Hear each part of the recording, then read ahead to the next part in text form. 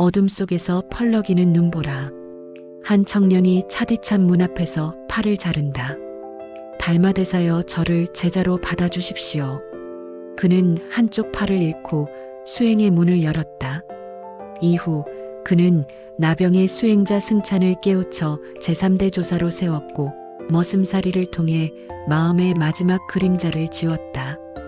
그리고 말년에 그는 사찰 고위 승려들의 시기 속에서 독배를 마시고도 붉은 피 아닌 흰 피를 흘리며 세상을 떠났다고 한다. 이제 1500년을 넘어 전해 내려온 해가 스님의 전승을 천천히 따라가 보자. 눈 속에서 팔을 받친 제자. 겨울의 첫눈이 천천히 내려앉던 밤이었다. 송산의 하늘은 숨을 죽인 듯 고요했고 바람은 마치 얼음처럼 차갑게 뺨을 스쳤다. 그 속을 한 젊은 스님이 묵묵히 걸어가고 있었다. 해가였다. 그의 옷은 먼 길의 흔적으로 해지고 젖어 있었고 한 걸음 한 걸음마다 피로가 묻어났지만 그의 눈빛은 이상할 만큼 또렷했다. 마치 오직 하나의 목적만이 그를 이끌고 있는 듯한 눈빛이었다. 달마대사를 만나겠다. 그가 걸어온 길의 시작이자 끝이었다. 수개월 동안 그는 수행자들이 알려준 산길, 나그네들이 전한 풍문, 때로는 발자국 같은 작은 단서를 따라 달마의 자취를 찾아 헤매었다. 그날 밤 마침내 소림사 외벽을 마주하게 되었다. 벽은 어둠 속에서 커다란 상과도 같았다. 사람이 사는 곳이 맞는지 숨소리조차 들리지 않았다. 해가는 결심한 듯 발걸음을 멈추고 두 손을 모았다. 그리고 조심스럽게 문을 두드렸다. 텅! 차가운 울림이 어둠 속으로 번져갔다. 그러나 대답은 없었다. 해가는 다시 두드렸다. 이번에는 더 간절한 마음으로. 하지만 사찰은 마치 돌처럼 움직이지 않았다. 달마는 이미 깊은 선정에 들어 있었고 밖에서 아무리 문을 두드리든 그 가르침의 문은 쉽게 열리지 않았다. 눈은 더 굵어졌고 새벽 기운은 뼛속까지 차갑게 파고들었다. 얼마 지나지 않아 해가의 어깨와 머리 위에는 눈이 소복하게 쌓였다. 하지만 해가는 그 자리를 떠나지 않았다. 내가 구하는 것은 몸의 편안함이 아니라 마음의 해탈이다. 이 생각 하나가 그의 온몸을 지탱하고 있었다. 시간이 얼마나 흘렀을까? 그의 발끝 감각은 사라졌고 입술은 파랗게 질렸다. 그러나 마음은 더 선명해졌다. 그는 자신이 지금 어떤 시험을 받고 있는지 깨닫고 있었다. 진정한 마음을 보여라. 달마는 문을 열지 않아도 이미 가르침을 주고 있었다. 새벽의 가장 어두운 순간 사찰 안에서 낮은 목소리가 들렸다. 저 밖에 서 있는 자는 누구인가? 해가는 얼어붙은 몸을 일으키며 말했다. 제자 해가입니다. 법을 구하고자 왔습니다. 그러나 달마의 목소리는 차갑고 날카로웠다. 작은 추위도 이기지 못하면서 어찌 큰 돌을 구한단 말이냐? 그 말은 칼날처럼 해가의 가슴을 베었다. 그러나 그는 후퇴하지 않았다. 오히려 마음 깊은 곳에 마지막 결심이 일어났다. 그는 천천히 그러나 단호하게 허리춤에서 칼을 꺼냈다. 눈보라가 멈춘 듯 고요한 순간 해가는 칼을 들어 자신의 왼팔을 내려쳤다. 따뜻한 피가 눈 위로 튀었고 하얀 설면은 금세 붉은 빛으로 물들었다. 고통이 번개처럼 지나갔지만 그의 표정에는 두려움보다 결연함이 자리했다. 해가는 떨리는 몸으로 잘린 팔을 들고 외쳤다. 스님, 이 몸이야 부서져도 좋사오니 부디 법을 내려주소서. 그제야 사찰 문이 천천히 열렸다. 달마는 눈보라 속에서 선 채 피로 물든 젊은 수행자를 바라보았다. 그 눈빛 속에는 엄격함도 연민도 놀라움도 있었다. 그리고 마침내 말했다. 내 마음이 참으로 여기까지 이르렀구나. 이제 너는 도를 배울 자격이 있다.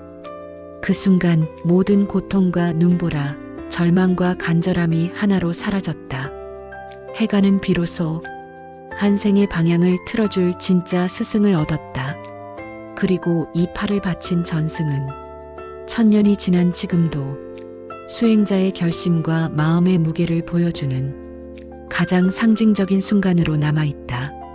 나병의 승찬, 죄를 가져오라. 달마와의 인연으로 문을 통과한 뒤 해가의 수행은 눈 속에서 팔을 잃던 그날보다 더 깊고 더 넓어졌다. 달마는 그에게 마음을 비추는 법, 번뇌가 일어나는 자리, 그 번뇌를 본래 자리에서 털어내는 지혜를 전했다. 세월이 흐르자 달마는 어느 날 해가를 불렀다. 그는 조용한 눈빛으로 말했다.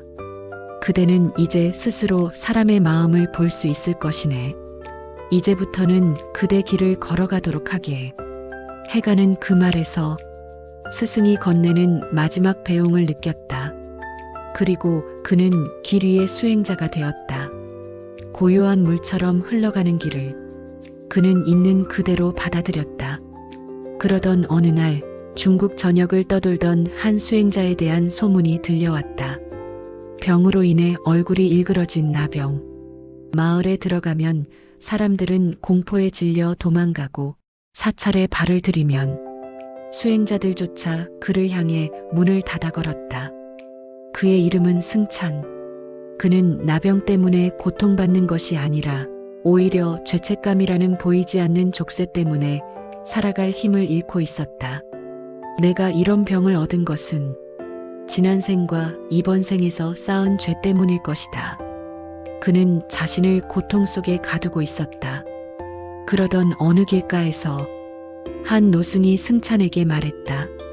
그대의 죄를 볼 수 있는 사람은 해가 스님뿐일 걸세. 그분은 몸이 아니라 마음을 보시는 분이라네. 그 말은 오랫동안 얼어붙었던 승찬의 마음 한구석에 아주 작은 불씨를 남겼다. 며칠 뒤 늦은 오후 햇살이 산허리를 감싸던 숲길에서 승찬은 마침내 해가를 찾아냈다. 해가는 고목 아래 앉아 조용히 바람이 지나는 소리를 듣고 있었다. 마치 세상 모든 소리를 받아들이는 그릇 같았다. 승찬은 그 앞에 무릎을 꿇고 울먹였다. 스님, 저는 죄가 너무 많습니다. 제게 내려진 병도, 이 일그러진 얼굴도 모두 제가 저지른 죄의 결과라 생각합니다. 부디 제 죄를 씻어주십시오. 해가는 조용히 고개를 들었다. 나병으로 일그러진 승찬의 얼굴을 동정도 혐오도 두려움도 없이 오직 그 자체로 보았다. 그리고 아주 조용히 말했다. 그대의 죄를 가져오라. 승찬은 멍해졌다. 그 말의 뜻을 이해할 수 없었다. 죄라니, 그것은 손에 잡히는 것도 눈에 보이는 것도 아니었다. 승찬은 떨리는 목소리로 대답했다. 죄를 가져오라 하셨습니까? 스님, 저는 아무리 찾아도 제 죄가 어디 있는지 현상조차 알 수 없습니다. 그 말은 그의 인생 전체가 담긴 절규였다. 죄책감으로 스스로를 묶어버린 사람의 마지막 절규. 그 순간 해가의 입가에 은은한 미소가 번졌다. 마음을 꿰뚫는 이들이 가진 아주 고요한 미소였다. 찾을 수 없다면 그 죄는 본래 없었던 것이다. 그 한마디는 승찬의 영혼에 벼락처럼 내려앉았다. 지금껏 자신을 짓누르던 절망이 순간적으로 흔들렸다. 그는 가슴을 움켜쥐고 큰 숨을 몰아쉬었다. 눈물이 흘렀다. 그 눈물은 병 때문에 흘리는 것이 아니라 오랜 세월 자신을 속박하던 사슬이 풀려나가는 순간의 눈물이었다. 해가는 흔들리는 승찬의 어깨에 손을 올렸다. 사람은 스스로 만든 그림자를 죄라고 착각하곤 하지. 그러나 마음의 본래 모습은 그 어떤 죄도 품지 않는다. 그대는 지금 그 본래 마음을 보았다.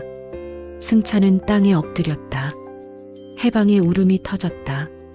그 울음은 숲을 울리고 하늘을 울리고 오랫동안 굳은 그의 얼굴까지 부드럽게 흔들었다.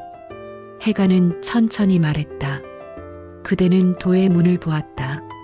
이후 많은 세월이 흘러 승찬은 선종에서 제3대 조사로 전승되었다. 바람이 잎을 스치며 지나갔다. 그 바람마저도 그날의 인연을 축복하는 듯 고요히 흔들렸다. 길 위에서 마음을 닦은 긴 세월의 유랑. 승찬을 떠나보낸 날 숲길은 유난히 고요했다. 늦은 햇살이 잎사귀 사이로 흘러내렸고 승찬이 흘리던 해방의 눈물은 바람 속에 아직 남아있는 듯했다. 해가는 그 자리에 한참을 앉아 있었다. 누군가의 마음속 깊은 그림자를 걷어낸 뒤 찾아오는 그 독특한 고요함. 그것이 그의 가슴 깊은 곳에 오래 머물렀다. 이제 내 마음은 어느 만큼 지워졌을까? 그는 자신을 다시 바라보았다. 남의 마음을 비추며 깨달음을 전하는 동안에도 자신 안에는 아주 작은 그림자들이 아직 남아있음을 느꼈다. 그 그림자를 지우기 위해 해가는 다시 길을 떠났다. 그 이후로 해가는 사찰의 주지도 되지 않았고 어느 마을의 스승으로 오래 머물지도 않았다. 그는 마치 바람처럼 한 곳에 오래 머물지 못하는 사람이었다. 어떤 날은 산골짜기 바위 위에서 하루를 보냈고 어떤 날은 흐르는 물가에 앉아 며칠을 지냈다. 그는 발자국이 닿는 곳마다 잠시 머물러 사람들을 도왔고 사람들이 마음의 무게를 털어놓으면 그는 조용히 듣고 떠났다. 사람들은 그를 두고 흘러가는 스님이라 불렀다. 하지만 해가의 마음속에는 그 흐름 자체가 수행이었다. 언젠가는 외진 마을의 허름한 오두막에서 노부부의 병을 돌보며 한 달을 보냈다. 그들은 해가가 스님인 줄도 몰랐고 그저 팔 하나 없는 낯선 이가 기꺼이 나무를 패고 물을 길러주는 줄만 알았다. 해가는 그들의 소박한 삶을 보며 마음속에서 오래된 안개 같은 욕망이 조금씩 걷히는 것을 느꼈다. 또 어느 해에는 강가의 조그만 나루터에서 배를 기다리는 나그네들과 밤을 지새웠다. 달빛 아래서 누군가는 자신의 실수를 고백했고 누군가는 삶의 방황을 이야기했다. 해가는 그 말을 끊지 않고 모두 들어주었다. 듣고 머물고 떠나는 것. 그것이 그의 수행의 전부였다. 세월이 흘렀다. 해가가 떠돌던 땅은 넓었고 그가 만난 사람들은 헤아릴 수 없었다. 그 긴 세월 동안 해가의 마음은 한 겹 한 겹 불순물이 벗겨지듯 맑아졌다. 그러나 어느 순간 그는 자신 안에서 아주 미세하게 남은 습을 보았다. 그것은 분노도 슬픔도 욕망도 아니었다. 아주 작은 자기라는 그림자. 남들 앞에 우러러 보이거나 인정받고 싶은 그 미세한 흔들림이었다. 해가는 그것을 알아채자 길을 멈추었다. 이 습마저 지워야 한다.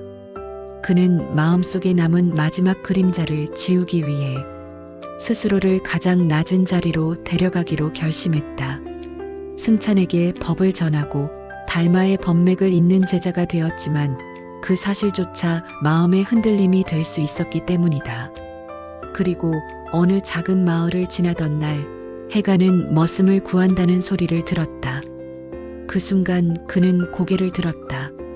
길 위에서 흘러온 수많은 바람보다 더 강한 수행의 바람이 그의 내면을 흔들었다. 그래, 바로 여기다. 가장 낮은 자리에서 내 마음의 마지막 그림자를 지워야 한다. 그는 지팡이를 짚고 그 마을의 한 농가로 걸어갔다. 한쪽 팔뿐인 그의 모습에 사람들은 의아해했지만 해가는 조용히 말했다. 저를 머슴으로 써주십시오. 저는 제 마음을 닫고 싶습니다. 그 말은 그의 긴 유랑이 끝나고 새로운 수행이 시작되는 전환점이었다. 머슴살이로 마음의 마지막 그림자를 지우다. 해가는 긴 유랑 끝에 작은 마을에 도착했다.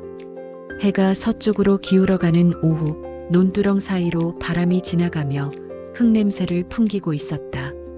그때 들렸다. 머슴을 구합니다. 손이 빨라야 하고 고된 일도 버틸 사람. 그 소리가 해가의 발걸음을 멈추게 했다. 평생을 바람처럼 떠돌았던 그는 그 한마디에서 이상하게도 자신의 마지막 수행을 보았다. 이 낮은 자리에서 남은 습을 지울 수 있을지도 모른다. 머슴살이란 세상에서 가장 고된 노동이자 가장 낮은 위치였다. 게다가 해가는 팔이 하나뿐이었다. 어느 누구도 그를 머슴으로 쓰려 하지 않을 것이 분명했다. 그러나 해가는 스스로 그곳을 선택했다. 그는 농가의 문을 두드렸다. 집주인은 한참 동안 그를 위아래로 훑어보는 듯 하더니 턱을 쓸며 말했다. 팔도 하나뿐인데 일을 할 수 있겠나? 해가는 조용히 미소 지었다. 몸은 부족하지만 마음은 충분합니다. 마을 사람들은 이해하지 못했다. 스님이 왜 머슴이 되려 하는지, 그것도 몸이 불편한 상태에서 오히려 비웃음만 흘러나왔다. 스님이 머슴질이라니 제정신인가? 팔까지 없는 사람이 무슨 일을 한다고. 그러나 해가는 귀 기울이지 않았다. 그 비웃음조차 마음의 마지막 그림자를 비추는 거울이었다. 머슴살이의 첫날, 해가는 새벽 어둠 속에서 일어났다. 공기는 차고 땅은 축축했으며 삶의 냄새가 묻어 있었다. 그는 물동이를 들고 우물로 갔다. 한 팔로 물을 길어 올리는 일은 두 팔보다 훨씬 힘들었다. 팔과 어깨, 허리에 무리가 왔다. 하지만 그는 단 한 번도 얼굴을 찡그리지 않았다. 다음은 들판이었다. 잡초를 뽑고 흙을 뒤집는데 다른 머슴들보다 속도가 느렸다. 풀을 잡아당겨도 몸이 기울었고 작업은 늘 뒤처졌다. 그러자 옆에 머슴이 혀를 찼다. 이래서야 무슨 도움이 되겠어. 스님이 흉내만 내지. 또 다른 이가 덧붙였다. 팔도 하나면서 일을 하겠다고 왔으니 우리를 도우려는 게 아니라 오히려 귀찮게 하는 것 아닌가? 그 말은 소금처럼 상처를 남겼지만 해가는 마음속에서 그 상처를 바라보았다.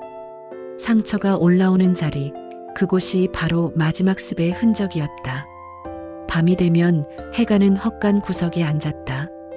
두 손을 모은 채 오랫동안 들었던 모욕의 말 하나하나를 떠올렸다. 그리고 마음속에서 그 말들이 일으키는 미세한 흔들림을 조용히 들여다보았다. 왜 이 말에 마음이 흔들리는가? 나를 지키려는 작은 자존심이 아직 남아있는가? 해가는 그 흔들림을 있는 그대로 바라보며 하루하루 마음의 먼지를 털어냈다. 어느 날 우물에서 물을 들고 나오려던 그가 발을 헛디뎌 물동이를 쏟아버렸다. 날씨는 더운 한여름, 귀한 물은 땅속에 스며들어 사라졌다. 주인은 이를 보고 소리쳤다. 도대체 뭐 하는 거요? 당신 같은 사람 때문에 일을 두 번 하잖아. 다른 머슴들도 비웃었다. 스님이 아니라 애도 못할 짓을 하는군. 그러나 해가는 깊게 고개를 숙이며 말했다. 제가 못했습니다. 다시 채워오겠습니다. 그의 목소리는 억울함도 분노도 없었다. 오히려 그 꾸지람을 스스로 받아들이며 마음에 남은 그림자를 지워가는 듯했다. 며칠 뒤 마을에 큰 비가 내렸다.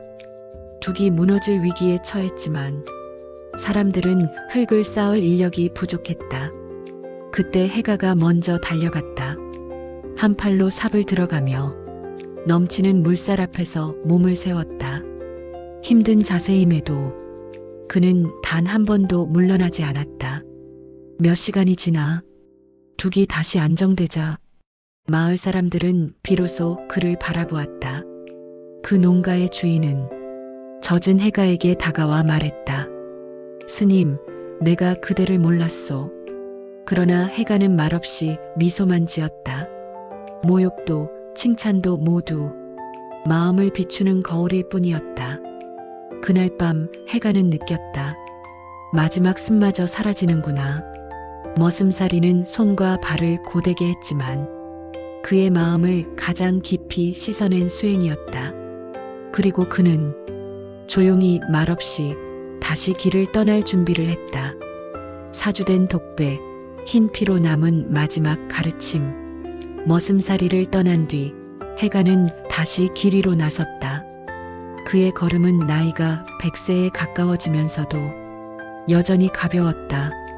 그러나 그 가벼움은 젊은 날의 힘이 아니라 마음속 모든 짐을 내려놓은 사람에게서만 느껴지는 비어있는 고요에 가까웠다. 그는 여전히 한 곳에 오래 머물지 않았다. 한 사찰에 며칠 머물다 사람들에게 작은 법문을 남기고 떠났고 또 어느 마을에서는 고된 농산일을 도우며 몇 주를 지내기도 했다. 그의 걸음은 누군가에게는 스쳐 지나가는 바람 같았고 누군가에게는 마음의 결을 바꿔놓는 깊은 울림이었다. 그러나 그 고요한 바람은 어디서나 환영받는 것은 아니었다. 특히 그가 마지막으로 머물게 된 사찰에서는 그 고요함이 오히려 두려움이 되었다. 그곳의 고위 승려들은 해가가 지닌 평온함과 인망을 불편하게 여겼다. 그들은 세월 속에서 마음을 닫기보다 지위를 지키는데 익숙해진 이들이었다. 사람들이 해가의 말 한마디에 마음을 열 그의 묵묵한 수행에 고개를 숙이기 시작하자 사찰 지도층은 점점 불안해졌다. 그가 오래 머무르면 우리의 자리가 흔들릴지도 모른다. 도력이 깊은 자는 항상 문제를 일으킨다. 결국 그들은 은밀히 모여 한마디로 결론을 내렸다. 그를 조용히 떠나보내자 그들은 젊은 수행자 하나를 불러 독이 든 작은 주머니를 건넸다. 수행자는 떨리는 손으로 그것을 받았다. 스님 저는 하지만 고위 승려들의 시선은 차갑고 무거웠다. 그대에게 죄가 돌아오지 않게 하겠다. 이것은 사찰을 위한 일이다. 그 말은 수행자의 양심을 억누르기엔 충분히 강한 명령이었다. 다음 날 해가는 작은 뜰의 마루에 앉아 있었다. 늦은 오후 햇살이 사찰 기와를 스치며 붉은 기운을 만들고 있었다. 그는 그 빛을 가만히 바라보며 한 생이 저물어가는 조용한 기운을 느끼고 있었다.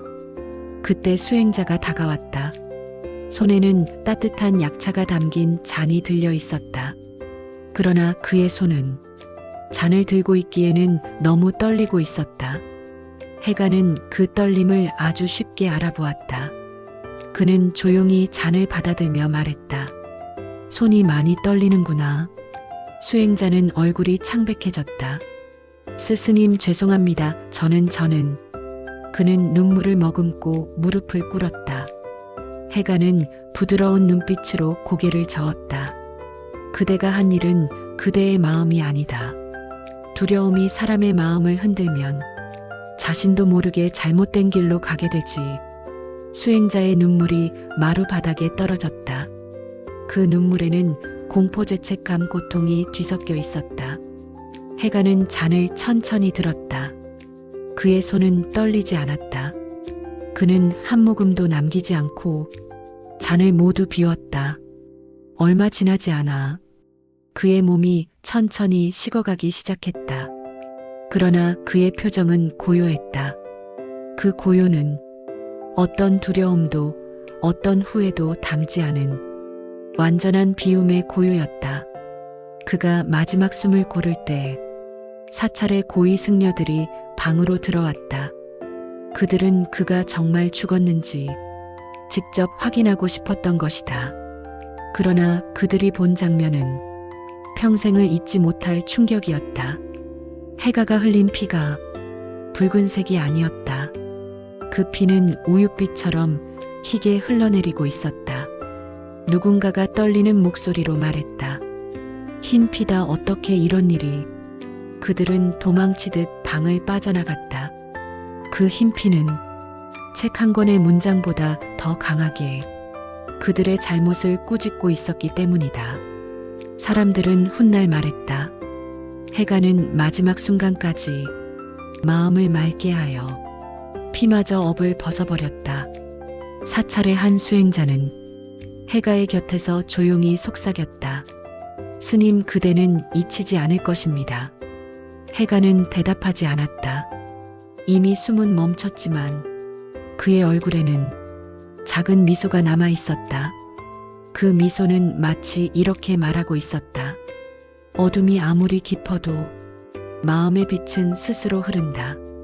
그리고 그날 이후 해가가 머물렀던 자리는 한 사람의 수행자의 죽음이 아닌 한 생의 가르침으로 남았다.